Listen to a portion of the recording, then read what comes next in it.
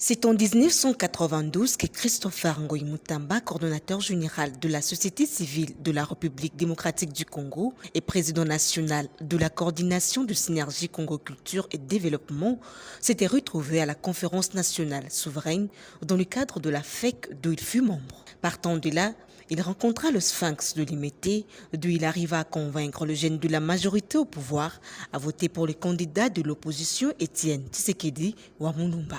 Durant cette période, l'activiste de droits de l'homme a été arrêté plusieurs fois par le régime Mobutu et celui de Kabila à cause de son combat. Vers les années 2013, la société civile de la RDC avait initié une pétition qui avait fait partir Ngoyi Mulunda à la tête de la CENI pour avoir mal organisé les élections. En 2015, accusé d'être planificateur de manifestations de janvier au cours d'une même année, dont l'objet était le refus du glissement des élections, les défenseurs de droits de l'homme Christopher Ngoyi s'étaient opposés au troisième mandat de Joseph Kabila Kabange, auquel il conditionnait les élections au recensement général de la population. 3 semaines après son enlèvement qui avait suscité indignation et inquiétude en République démocratique du Congo et dans le monde par l'ancien administrateur général de l'ANER, Kalev Mutanda, Christopher Ngoyi Mutamba fut présenté au public sous une bonne garde face à un certain nombre de ministres et de services de sécurité, une mise en scène pour assurer son existence, d'après l'ancien ministre de l'Intérieur, Évariste Boshab. Pour moi, ce n'est pas une mise en scène, c'est une séance indispensable.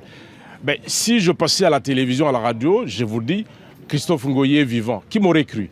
Il lui fallut que je puisse le montrer comme je l'ai fait en présence de tout le monde. Ce n'est pas une mise en scène. À moins d'une heure, l'activiste se retrouva sous l'effet des accusations. Le but déclaré était de renverser les institutions de la République. Ces derniers furent heureux de revoir le sien et des militants de droits de l'homme qui le soutenaient. J'étais vraiment au fond du trou. J'ai été enlevé et je suis content de me retrouver devant la justice. 19 mois passés à la prison centrale de Makala, en République démocratique du Congo, Christopher Ngoyi a été libéré sans être jugé. 2 mois après sa libération en 2016, il se retrouva à la Cinco pour le dialogue de la Saint-Sylvestre.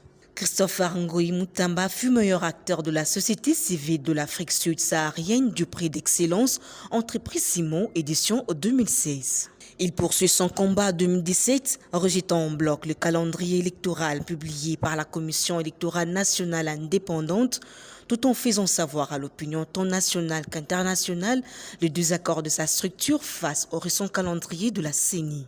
En 2019, Christopher Ngoyi a été désigné candidat à la tête de la CENI par la société civile de la RDC, partant de son combat pour la bonne marche des élections en RDC. Toujours en 2019, une deuxième pétition fut initiée demandant ainsi au président de la République Félix Tshisekedi Tshilombo de ne pas nommer les personnes impliquées dans les crimes économiques et celui de droits de l'homme.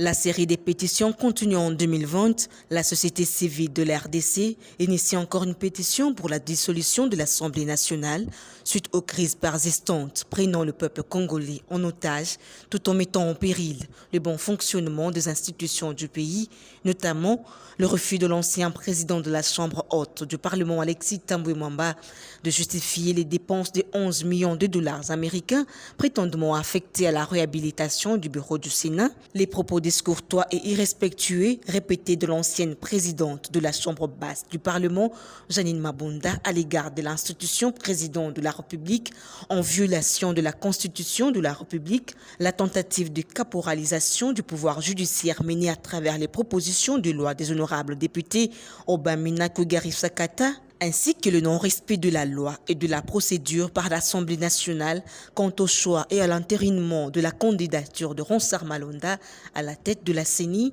pendant que des propositions concrètes, des réformes profondes pourraient sur la table de Janine Mabunda.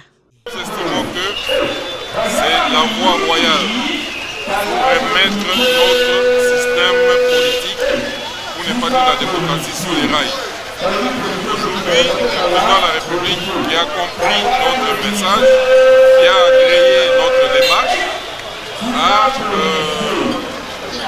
promis qu'il va procéder à une consultation. Il va consulter les forces politiques et sociales significatives.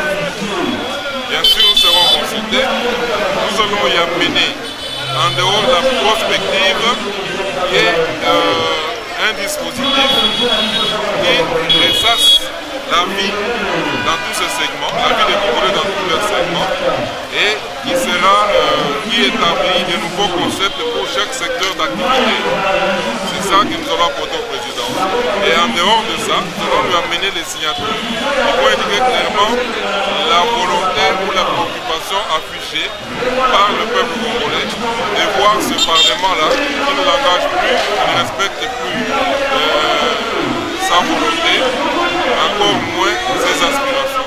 Parmi la délégation de l'ensemble de la société civile aux consultations présidentielles, Christopher Ngoy avait profité de cette occasion de déposer la dite pétition contre le bureau Mabunda en main propre de Félix Tshisekedi, tout en demandant la rupture de la coalition FCC-Cash, laquelle le président de la République avait fait allusion lors de son discours. L'Union sacrée, nous avons estimé que c'est une très bonne idée, étant donné que chaque Congolais, au regard de prescription de l'article 5 de la Constitution, devrait participer à la gestion du pays. Mais néanmoins, cette union sacrée, au regard de ce que nous avons connu par le passé, où il y a eu des structures intégrant les politiques et la société civile, nous avons pensé que cette union sacrée puisse d'abord miser. Nous devons nous mettre d'accord sur un certain nombre de valeurs. Et lorsque nous serons accordés sur ces valeurs, nous allons mettre en place des principes directeurs qui vont faire en sorte que l'union sacrée ne soit pas l'affaire d'un seul individu ou d'un groupe d'individus, mais que ce soit l'affaire de tous, pour tout le monde.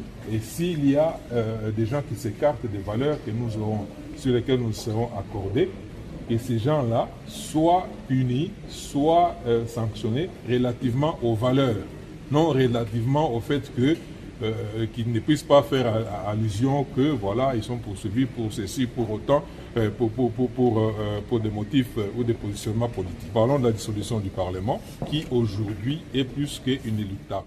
Accompagné de ses avocats conseils, le 14 janvier 2021, Christopher Ngoy Mutamba a porté plainte contre Kalev Moutonde pour torture, enlèvement ainsi que l'empoisonnement au parc général de Matete sur 4e rue dans la commune de Limete, laquelle plainte qui a déclenché ainsi une série de plaintes ayant contraint le tout-puissant administrateur général de l'ANER à prendre la poudre d'escampette.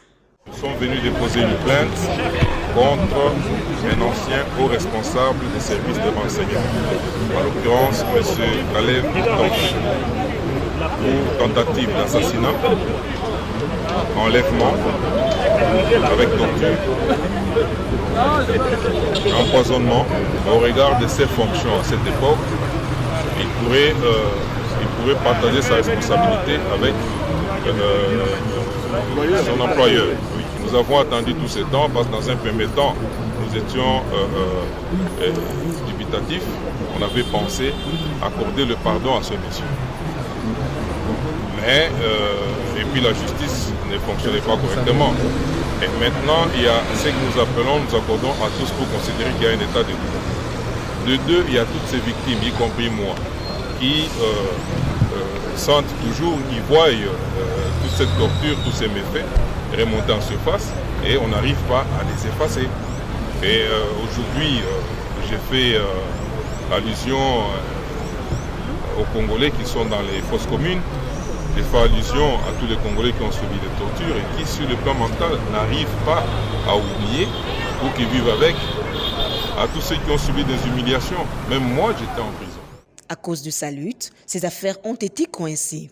Christopher Ngoy fut élu coordonnateur adjoint en charge des finances de la Commission interministérielle de répression des crimes économiques, ayant stabilisé l'économie et combattre farouchement la corruption pendant la guerre d'agression du régime de Mosée Laurent Désiré Kabila. Expert dans le domaine de mines, le coordonnateur général de la société civile de la RDC est parmi les initiateurs des codes miniers en République démocratique du Congo.